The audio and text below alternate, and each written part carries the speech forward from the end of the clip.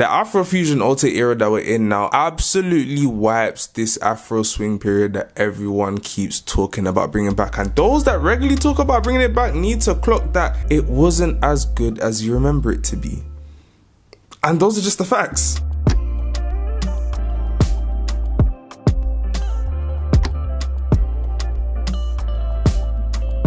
The imprint that the African diaspora has left on the UK culturally has been massive, and one of the biggest contributions that people tend to always bring up when we discuss music is Afroswing. This Afroswing era to me epitomized that joyous, feel-good feeling that you just need from music sometimes. The melodies were cool, the hooks were memorable, you didn't have to think too much about it, well suited to party settings, and it performed very well at the time, with a lot of the people making this music racking up 100,000 to millions of views. And at the time of its inception, it was when African cultures were gradually becoming a lot more embraced and could coincide with the predominantly Caribbean influence that set the foundation for early Black British culture. Transitioning from a time previous when being of African heritage wasn't exactly popular. There were like two different movements occurring at the time which people usually conflate, but they were distinct, so I have to actually specify. There was UK Afrobeats, which saw people basing the music more off the lingos and accents from their home countries and gave us songs such as Baby Mujo, We Day by NSG, and 1am by J.H. Hollins. And let me not even speak too much on J.H. Hollins because that brother was on a spectacular run. I wonder where he is today though, like genuinely. With Afro swing, there was more of a mesh with dancehall elements, a lot more patois being spoken, inclusion of that puncher rim shot snare for the more upbeat songs, and the slower songs sounding kind of more intimate and smoother. Think of songs like Fine Wine and Man Nine by Culture Funds emulating something similar to like a Ramping Shot by Vybz Kartel, for example. Even songs like Ringtone and See Me Now were songs that may have not really shown a lot of dancehall elements but paved the way for the Afro swing music that emerged later on. It was the feel-good emotion that music really promoted within the UK, in terms of it was positive vibes, the lyrics were relatable, it felt very free and experimental. Also in terms of like the UK Black diaspora as well, it was kind of the beginning of us fusing different sounds. There was a lot of like, you know, very influenced of like Afro beats in terms of like the rhythm, percussion that was used, as well as like some of the instrumentation and different types of like marimbas, pads, all of that stuff. But there was some level of like dancehall influences as well. I think that merge was really good. It was a very free time within UK music. The advent of Afro swing combining the two cultures was very impactful and unifying for the Black youth at the time, even more for those who were in university at the time, who really got to witness and be in the mix of the genre at its peak, with artists doing university tours across the country and competitions like the Big Clash being a massive thing, and dances and music from Afro swing being at the core of its identity. Talking about it even makes me slightly jealous, honestly, but I digress. For those part of that generation, I can slightly understand why they are so protective and adamant for the genre's revival. It was kind of the first time where those of African descent really felt seen and could represent their culture to the fullest. Being an African and listening to like, you know, Black African diasporan, if that's a word, in the UK, you know what I'm saying, making music that I'm like, yo, they're basically making like Afro beats, or they're basically making like Afro R&B, but it's like, bro, they're singing like a UK accent and they're like adding African vocabularies or like Caribbean vocabulary. It was just a unique time, do you know what I'm saying? And like, I just felt like I was seeing myself in them. And life back then probably seemed a lot more simpler and sweeter, and I'm sure most people have very fond memories when reflecting back on those times. However, that is exactly my issue. If you were to say that those memories weren't clouding your perception on Afro swing being considered better music than the Afro-fusion being produced and released today, I'd have to call you out on your bluff respectfully. I think a lot of Afro swing music aged quite badly when we look back. And I'm talking about like the later periods, so like what, maybe the 2017 period of Afro swing, so that's like the Swarms, the Rams, the Dinos, the EOs, the Hardy Caprios, the Notes. It doesn't compete in this day and age. Let's be honest. The music started to lose that timeless feel and everything kind of started getting repetitive. A lot of the songs started to follow a certain formula with a slow build up of marimba or xylophone keys usually, maybe a vocal chop here and there. The melodies may have been catchy, but at the same time they were quite simple and basic. And the general ambience or mood of the song would be quite cheerful and lighthearted, and that was your average Afro swing track during that time. And it was cool, big up all of those who laid the foundation, but looking back, there was not much depth to that sound as a whole. When people criticize like genres like grime or Afro swing becoming, when they get to a stage where it's just like pretty much dead in it, like you can tell the formula. I think that goes into the question of like when the industry controls that, because they want certain records. You get what I mean? Like, people wanted the Addison Lees and like are barking again. Like, once you get into that, you box artists. History keeps telling us when you categorize as artists, it's very hard for them to evolve or get out of that, and that's when the music gets worse. And I was thinking of making a video on this topic already, but what kind of accelerated me doing it was that Darkoo tweet talking about doing a trend where people spit on OG, not spit, but like lay a verse on OG Afrobeat instrumentals. I'm just thinking, why? I understand that it's an attempt to have upcoming artists showcase themselves, but to me it kind of seems like an outdated form of promo. And then two, how exactly is it going to be effective in developing the sound of African diaspora music? I understand the suggestions to try and go back and cling on to something that we've already lived and experienced and I've heard enough times. The need for Afroswing to come back, I don't even feel like we're looking for quality of music, we're just holding on to nostalgia. Do you know what I mean? Even now, the Afroswing songs that have come back, not all of them are the greatest in my personal opinion. I like what A1 and Jeds have been doing, but I also think in that quest to bring back that and hold on to that nostalgia of Afroswing, there are a lot of quality artists doing a lot of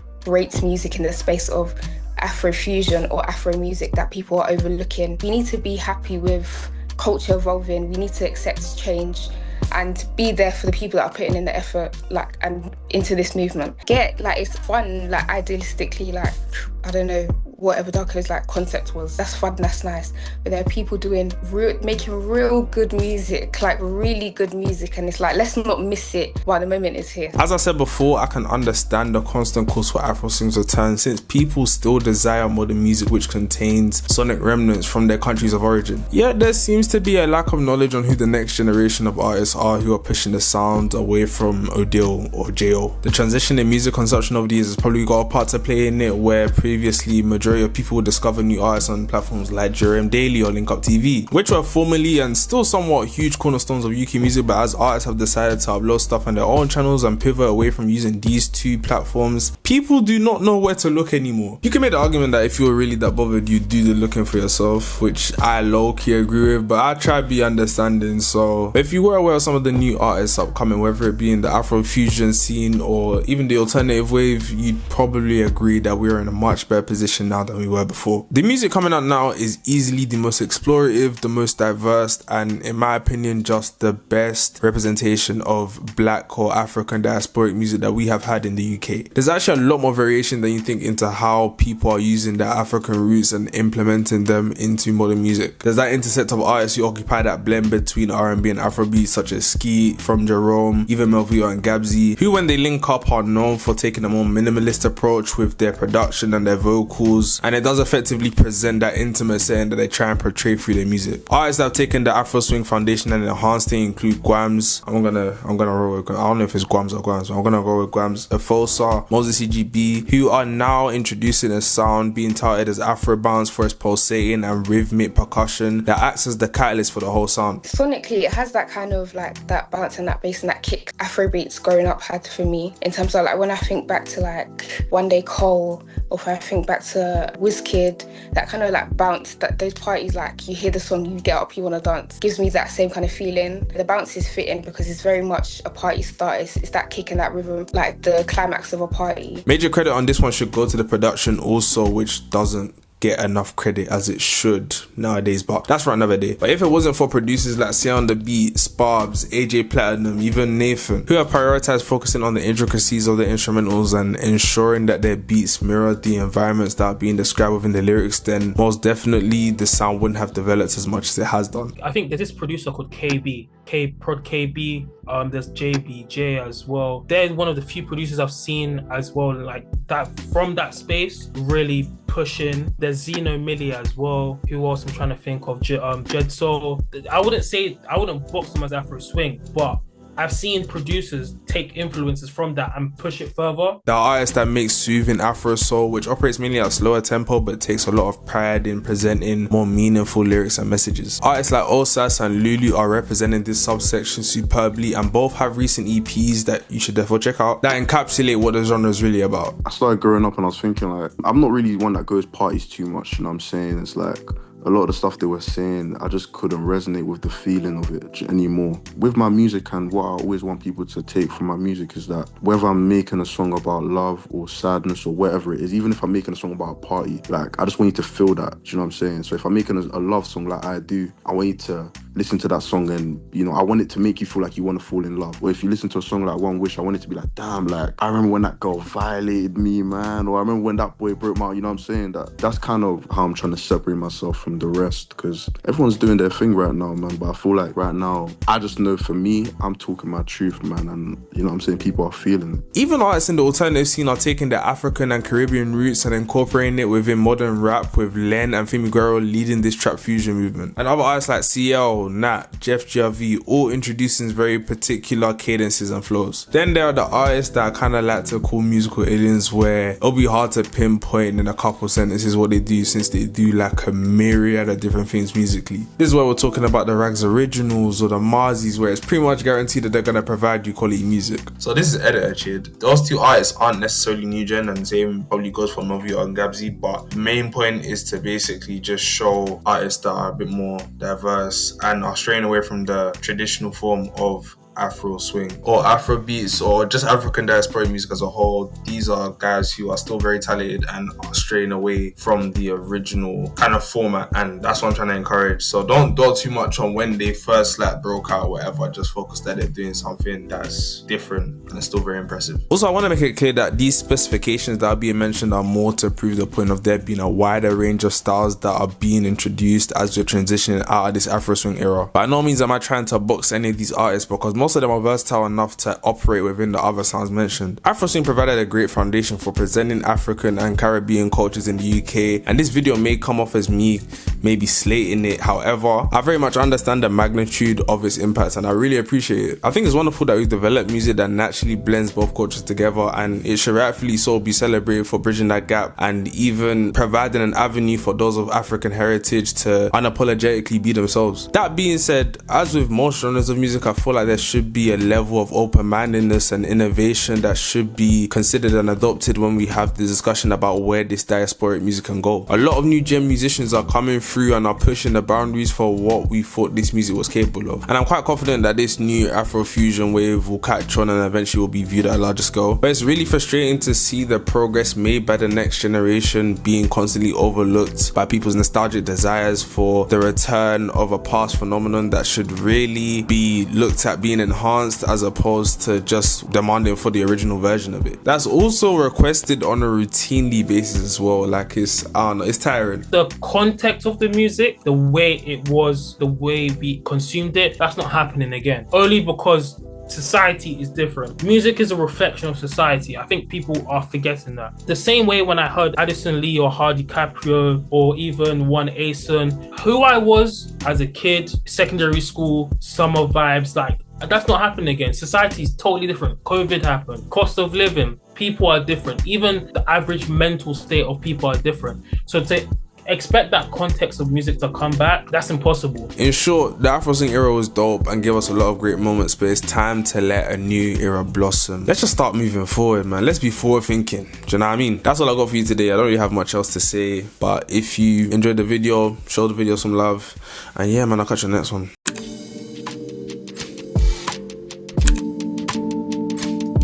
And also, we just need to collab more, man. One thing that I think will really help, you know, our new scene and stuff like that is just, you know, collabing. One thing I loved back then is that, the man would collab, man. Even if the songs don't drop, they would collab, they'll be in the studio, they'll support. I see it in, like, the other genres, like, when Conglomerate dropped, man, it was a big thing. Like, it was a big thing for, like, even the whole UK. I'm not gonna lie to you. You might not listen to that sound, but the fact that you're seeing three guys that are doing their thing solo, collabing and making that, it was crazy, man. So I think one thing there's, you know, kind of holding us back is just that collaborative aspect of things. I feel like everyone's just trying to have their big break and keep it going, but it's like, nah, man, like, we're all trying to get going. Let's collab, man. Let's actually get, you know what I'm saying? Because that way, lyrically, you're going to improve, because I might approach a song differently. Me and you have a session now. I'm like, okay, so this is how he writes. I know what to do now. And this, you're just naturally going to develop, man, because Yeah, that's just what it is, man. When new genres or new movements emerge, their longevity kind of depends on like the quality of like a body of work or a few bodies of work. So I feel like if it's a producer or an artist, because I'm thinking now like the Afro-swing movement in terms of like DJs and producers like P. Montana, who would bring together a few of the artists in the genre and create a body of work. And even I'm thinking back to like Little Boys with Afro-fusion, like around, I think it was like 2017, they made like a project that was very characteristic of Afro-swing at the time, and it was very much in the mid, like the name was perfect, Afro-fusion. So for me, if we have bodies of work, like for me, maybe like a forerunner right now could probably be Len in terms of how he brings in African influences into his music. But I would say, yeah, cohesive body of work, like as you said, developed lyricism, more thematic, and it's, yeah, very much cohesive perspectives. Everything you've mentioned, if that could be in a body of work that resonates, I guess that would develop the genre 100%. The events, I really think, let's get back. We need the hall parties, we need the barbecues and stuff back. We need to revive that social gathering, because I think that's the context people really want. They want that freedom, that free environment for that music to thrive in. But that would mean artists as well as managers and stuff, we need to work well with these events companies. Shout out to all the new Black-owned events as well, companies that are making new events for Black people. I think you guys are also a factor in this music. The DJs, the new mixes, all of that stuff. It's all collaborative. It's an ecosystem that we're all engaging in. So I think that's what would need to happen for, we need to appreciate the new music that's coming out.